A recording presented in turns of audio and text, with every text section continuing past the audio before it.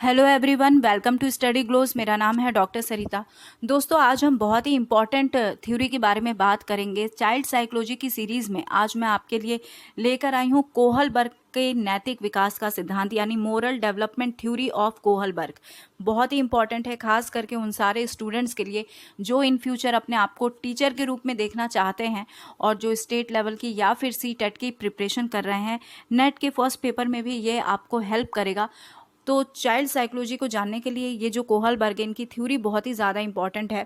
Moral development theory है इनकी, बिल्कुल नाम ध्यान में रखना है। नैतिक विकास का सिद्धांत यानी moral development theory of Kohlberg. इसी सीरीज़ में पहले भी मैं थ्योरी लेकर आ चुकी हूँ, जीन प्याजे की कॉग्निटिव थ्योरी, और साथ ही साथ पावलाव की क्लासिकल कंडीशनल थ्योरी जो है इसके बारे में बताया जा चुका है। डिस्क्रिप्शन बॉक्स में आपको उसका लिंक मिल जाएगा। बहुत ही बढ़िया नोट्स मैंने प्रिपेयर किए हैं आप सबके लिए। स्टडी ग्लोस के टेलीग्राम चैनल पे ये सारे नोट्स अवेलेबल हैं, तो आप चैनल को ज्वाइन कीजिए और साथ ही ये पूरे नोट्स जो हैं अपने पास डाउनलोड कर लीजिए।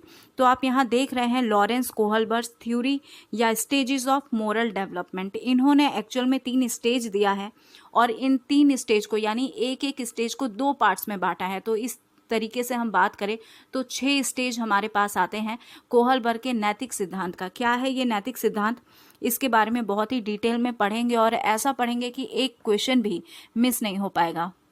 तो सबसे पहले मैं ये बता दूं कि लॉरेंस कोहलबर्ग यह अमेरिका से बिलोंग करते थे और इन्होंने अपनी थ्योरी को सिद्ध करने के लिए यानी अपने सिद्धांत को सिद्ध करने के लिए इन्होंने 11 कहानियां दी।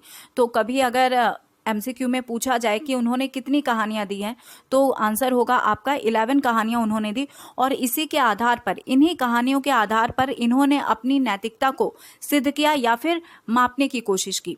और इसमें जो सबसे फेमस इनकी कहानी है वो है हाइनस की कहानी। अब इस कहानी को मैं 2 लाइन में आपको एक्सप्लेन कर दूं। हालांकि ये कहानी पूछती नहीं है कि कहानी लिखो, लेकिन मैं फिर भी आपको 2 लाइन में ज़रूर एक्सप्लेन कर दूं क्योंकि कई बार MCQ में भी पूछ लिया जाता है। तो छोटी छोटी कहानियों में इन्होंने कई क्वेश्चन एराइज किए और उसी क्वेश्चन का किस तरीके से जवाब आ रहा है उस आधार पर इन्होंने नैतिकता को मापा है। तो कहानी ये है कि जो हाइनस है इसकी वाइफ बीमार थी, मरने के कगार पे थी। ऐसे में उसको दवाई की ज़रूरत थी और इसके लिए हाइनस जाता है केमिस्ट के शॉप में, दवाई वाले के शॉप में जाता है। चूंकि दवाई बहुत महंगी होती है और हाइनस के पास उतने पैसे नहीं हैं, यानी उसके पास पैसे भी नहीं हैं और वाइफ की जान भी बचाना है। तो इसलिए वो क्या करता है, दवाई महंगी होने के कारण वो दवाई की चोरी कर लेता है। तो एक तरफ उसने नैतिक काम ये किया कि अपनी वाइफ को बचाया, किसी की ज़िंदगी को बचाई, और दूसरा अनैतिक काम यहाँ पे ये हुआ कि चोरी हुई। तो इसी तरीके के इन्होंने 11 कहानियाँ बनाई थी और इन्हीं कहानियों में इस तरीके के कई छोटे छोटे क्वेश्चन जो हैं इनको एराइज करके नैतिकता का मापन किया। तो इसी में जो सबसे ज़्यादा इम्पॉर्टेंट कहानी थी वो यही हाइनस की कहानी थी। और चूंकि हम मोरल डेवलपमेंट की थ्योरी पढ़ रहे हैं तो इसीलिए ये जानना बहुत ज़्यादा ज़रूरी है कि आखिर ये नैतिक विकास होता क्या है। तो समाज के द्वारा जो भी रूल रेगुलेशन बनाए गए हैं उसके अनुसार चलना ही नैतिक विकास है। यानी कि समाज ने, सोसाइटी ने जो भी रूल रेगुलेशन बनाए हैं उसमें नैतिक रूल कौन सा है, अनैतिक कौन सा है, यानी उचित और अनुचित व्यवहार को जानना और उसको समझना और उसके बाद उस अकॉर्डिंग व्यवहार करना, यही हमारा नैतिक विकास है। तो कोहलबर्ग ने इस नैतिक विकास की थ्योरी को 3 लेवल में बांटा है। ये है आपका प्री कॉन्वेंशनल लेवल, जिसकी एज दोस्तों याद रखना बहुत ही ज़्यादा ज़रूरी है। तो इसकी एज है 4 से 10 वर्ष की। उसके बाद दूसरा जो लेवल आता है वो कॉन्वेंशनल लेवल आता है, जिसकी एज 10 से 13 साल की है। और तीसरा जो लेवल आता है वो है पोस्ट कॉन्वेंशनल लेवल, जिसकी एज 13 से 18 साल एंड अबव है, यानी 13+ आप कह सकते हैं। तो 13+ वाला पोस्ट कॉन्वेंशनल लेवल है। और कोहलबर्ग ने इन्हीं तीनों लेवल को और बढ़िया तरीके से समझने के लिए इनको 2-2 स्टेजेस में बांट दिया है। यानी कि तीनों लेवल जो है प्री कॉन्वेंशनल, कॉन्वेंशनल और पोस्ट कॉन्वेंशनल, इन्हीं तीनों लेवल को 2-2 स्टेज में बांटा है। तो इस तरीके से कोहलबर्ग का जो नैतिक विकास का सिद्धांत है, मोरल डेवलपमेंट की जो थ्योरी है, ये 6 स्टेज में बटी हुई है। कोहलबर्ग ने जो अपना पहला लेवल बताया है नैतिक विकास का, ये है प्री कॉन्वेंशनल मोरालिटी, यानी कि पूर्व परंपरागत नैतिकता का जो अवस्था है इसको इन्होंने 2 पार्ट्स में बांटा है। तो सबसे पहले ये अवस्था हम जान लें, ये है क्या। इस अवस्था में बच्चे की जो आयु होती है ये 4 से 10 वर्ष की होती है और बच्चा स्वयं में सही और गलत का निर्णय नहीं कर पाता है। दूसरे लोगों ने सही और गलत के लिए जो भी पैमाना या स्टैंडर्ड तय किया होता है, बच्चा उसी के अनुसार उसी को स्टैंडर्ड मान के काम करता है। और इस अवस्था को, इस लेवल को 2 स्टेज में बांटा गया है। ये स्टेज है आपकी फर्स्ट, ओबीडेंस एंड पनिशमेंट ओरिएंटेशन, यानी कि आज्ञा एवं दंड की अवस्था। दूसरी है इंडिविजुअलिज्म एंड एक्सचेंज, यानी कि अहंकार की अवस्था यहाँ पर है, वो सिर्फ स्वयं के बारे में सोचता है।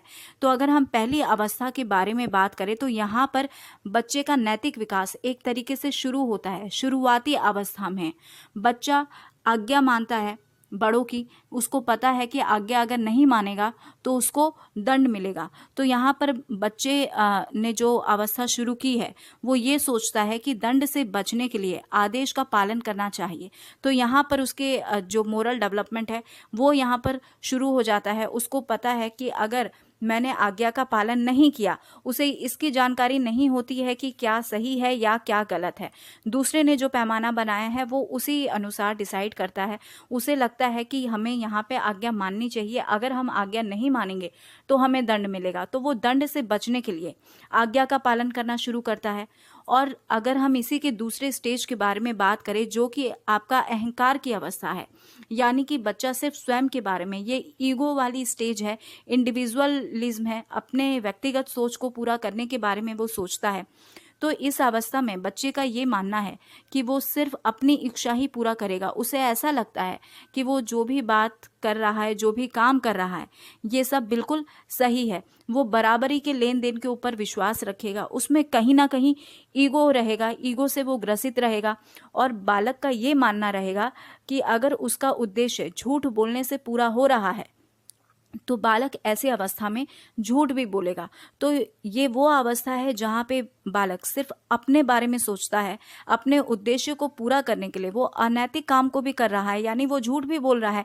लेकिन बालक को इस चीज़ का ज्ञान नहीं है, उसे ऐसा लगता है कि अगर वो झूठ भी बोल रहा है तो ये भी नैतिक है। अगर हम दूसरे लेवल के बारे में बात करें तो ये कॉन्वेंशनल मोरालिटी है, यानी परंपरागत नैतिकता जो है ये भी 2 स्टेज में बांटी गई है। पहला है गुड इंटरपर्सनल रिलेशनशिप और चौथा है मेंटेनिंग द सोशल ऑर्डर। तो यहाँ पर जो हमारी तीसरी स्टेज है ये प्रशंसा की अवस्था, इसको कहा जाता है। यानी कि ये वो अवस्था है जहाँ पर बच्चा जो भी काम करता है उसका इंटेंशन होता है कि लोग उसकी तारीफ करें और वो प्रशंसा पाने के लिए काम करता है। तो वो वैसे कामों को करता है जो समाज को अच्छा लगता है, जो उसके माता पिता को अच्छा लगे, या फिर वैसे काम जिसको करने से उसको प्रशंसा मिलती है। और ऐसे में अगर वो कोई अनैतिक काम भी करता है और तब उसको प्रशंसा मिलती है तो वो उसको भी नैतिक समझता है।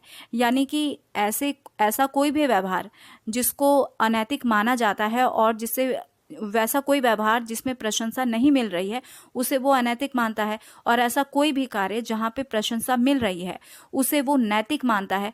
तो ऐसी अवस्था में बच्चे के का जो चिंतन का स्वरूप है ये समाज और उसके आसपास का जो एनवायरनमेंट है वो डिसाइड करता है।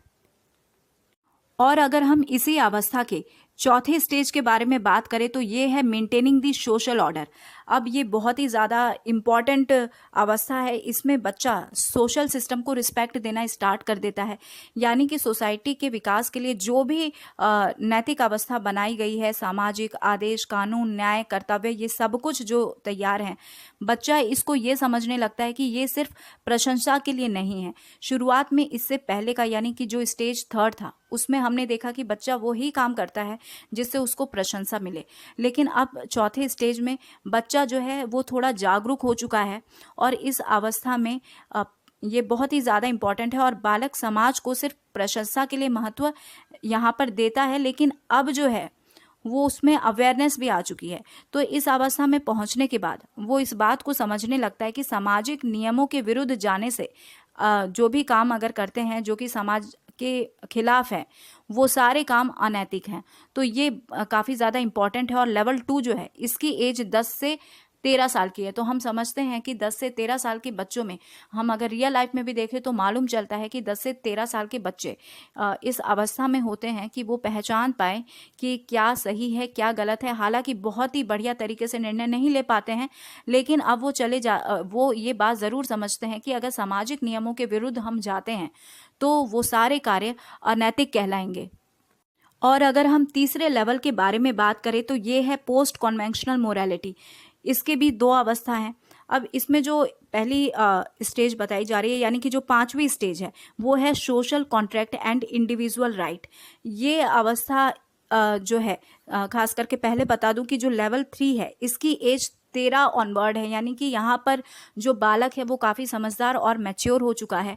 और इसके जो पांचवा स्टेज है ये सामाजिक समझौते की अवस्था है, यानी कि ये वो अवस्था है जहाँ पे बालक में सही गलत करने के लिए समाज के साथ समझौता करना भी बहुत ज़्यादा ज़रूरी है। उसे समझ आने लगता है कि इंडिविजुअल और समाज के बीच में एक समझौता होना है।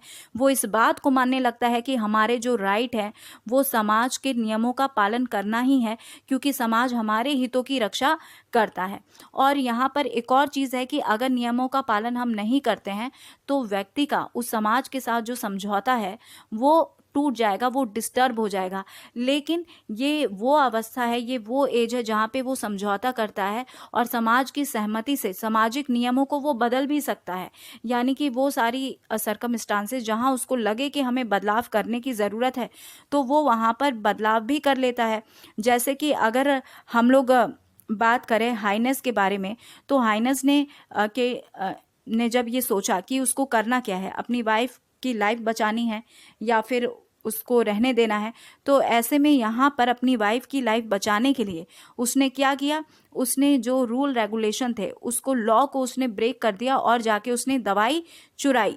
तो ये वो अवस्था है जहाँ पर व्यक्ति सही गलत को समझते हुए सामाजिक नियमों में भी फेरबदल कर सकता है, लेकिन यहाँ पे समाज की सहमति होनी ज़रूरी है। तो कुछ ऐसा डिलेमा वाली सिचुएशन होती है जहाँ पे हमने देखा कि व्यक्ति ने खुद से निर्णय लिया, समाज के नैतिक अनैतिकता दोनों को ध्यान में रख के उसको जो लगा कि ये करना नैतिक है, किसी की जान बचाना ज़्यादा नैतिक है बजाय कि चोरी करना अनैतिक है, लेकिन उसको लगा कि ये अनैतिक काम करने से एक बहुत बड़ा नैतिक काम हो रहा है। तो इस तरीके की डिलेमा वाली सिचुएशन हमें इसी स्टेज 5 में देखने को मिलती है। और अगर हम तीसरे लेवल की आखिरी अवस्था के बारे में बात करें, यानी कि स्टेज 6 के बारे में बात करें, तो ये यूनिवर्सल प्रिंसिपल की अवस्था है, यानी कि सार्वभौमिक सिद्धांत की अवस्था है। और कोहलबर्ग का ये मानना है कि शायद ही कुछ लोग इस अवस्था में पहुंच पाते हैं। ये वो अवस्था है जहाँ पे व्यक्ति अपने विवेक से काम लेता है, इसे विवेक की अवस्था कहा जाता है। एक व्यक्ति अच्छे बुरे उचित अनुचित इन सारे विषय के ऊपर व्यक्तिगत रूप से अपने विचारों को वो विकसित कर लेता है, डेवलप कर लेता है, अपने बनाए हुए नियमों का वो पालन करता है।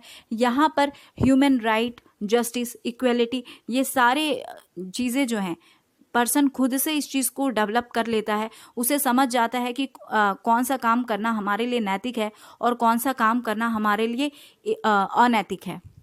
तो ये था कोहलबर्ग का नैतिक विकास का सिद्धांत, जिसे हम मोरल डेवलपमेंट थ्योरी के नाम से जानते हैं। कोहलबर्ग का मानना है कि कोई भी व्यक्ति यानी कोई भी बालक जो है इन्हीं अवस्था से गुजरता है। 3 लेवल है इस अवस्था के और इनको 6 स्टेजेस में बांटा गया है। अब हम यहाँ पर बात करते हैं कि ये जो कोहलबर्ग की थ्योरी है इसमें कुछ प्रॉब्लम भी है, यानी कि कुछ ऐसे पॉइंट भी है जहाँ पर कोहलबर्ग को क्रिटिसाइज भी मिला, यानी क्रिटिज्म भी किया गया। तो सबसे पहले कि ज़्यादातर करके जो क्वेश्चंस थे वो सब अनफैमिलियर थे, यानी कि कोई लॉजिकल टाइप के क्वेश्चन नहीं थे। इसने कहानियों के ऊपर बेस थ्योरी अपनी बनाई थी, यानी कि कई 11 कहानी लिए थे, उस 11 कहानियों के ऊपर ही इन्होंने क्वेश्चन अराइज करके अपनी नैतिकता का मापन किया था। तो ये बहुत ही ज़्यादा अनफैमिलियर टाइप रहा। उसके बाद से अगर हम बात करें तो कोहलबर्ग ने कहीं पर भी ये क्लेम नहीं किया कि थिंकिंग और एक्शन के बीच में रिलेशनशिप एक्चुअल में है क्या। तो इस बात को कहना क्या है, करना क्या है, इसके बीच में क्या लिंक है, इसको इन्होंने क्लियर नहीं किया। उसके बाद अगर हम बात करें तो कोहलबर्ग की थ्योरी जो है ज़्यादातर करके इन्होंने जो सैंपल लिए वो मेल बेस्ड है, यानी कि पुरुष प्रधान सैंपल लिए। तो इससे बहुत बढ़िया तरीके से डिफाइन नहीं हो रहा, क्योंकि सोसाइटी में फीमेल भी है, और बच्चे भी हैं और पुरुष भी हैं, तो इनकी जो थ्योरी थी ज़्यादातर करके ऐसा लग रहा है जैसे ये पुरुष प्रधान है, एक मेल रिफ्लेक्शन यहाँ देखने को मिला। और अगर हम चौथे पॉइंट के बारे में बात करें जिस वजह से इनको आलोचना का सामना करना पड़ा या फिर ये कमियां हैं कह लीजिए कोहलबर्ग की थ्योरी की, तो रियल सिचुएशन से ये मेल नहीं खाती हैं। यानी कि इन्होंने तो जो स्टोरी थी वो स्टोरी बनाई थी और उसी के आधार पर इन्होंने अपनी मोरल डेवलपमेंट की थ्योरी दी। तो कहीं ना कहीं ये जजमेंट नहीं हो पा रहा है रियल कॉन्सिक्वेंसेस जो है वो किस तरीके के होंगे, व्यक्ति कैसा एक्शन करेगा, क्योंकि रियल सिचुएशन और कहानी में जो सिचुएशन है दोनों के बीच में बहुत ज़्यादा का अंतर देखने को हमें मिलता है। तो आई होप दोस्तों कि लॉरेंस कोहलबर्ग का मोरल डेवलपमेंट थ्योरी आपको बहुत अच्छे से समझ आया होगा। इसी तरीके से आगे भी मैं चाइल्ड साइकोलॉजी के ऊपर कई और थ्योरीज लेती आऊँगी, लेकिन आप लोगों को सपोर्ट करना बहुत ज़्यादा ज़रूरी है, इसीलिए ज़्यादा से ज़्यादा कमेंट कीजिए किस चीज़ पे आप थ्योरी लाते हैं। आप लिख दीजिए कि मैं पहले किसके ऊपर लेकर आऊँ, क्योंकि मैं थ्योरी सबके ऊपर बारी बारी से लेती ही आऊँगी। और साथ ही साथ आप लाइक ज़रूर करें, ज़्यादा से ज़्यादा शेयर करें, ताकि ये जो नॉलेज है यह आगे तक फ्लो कर सके। So here is the end of this lecture. Thank you so much for your attention.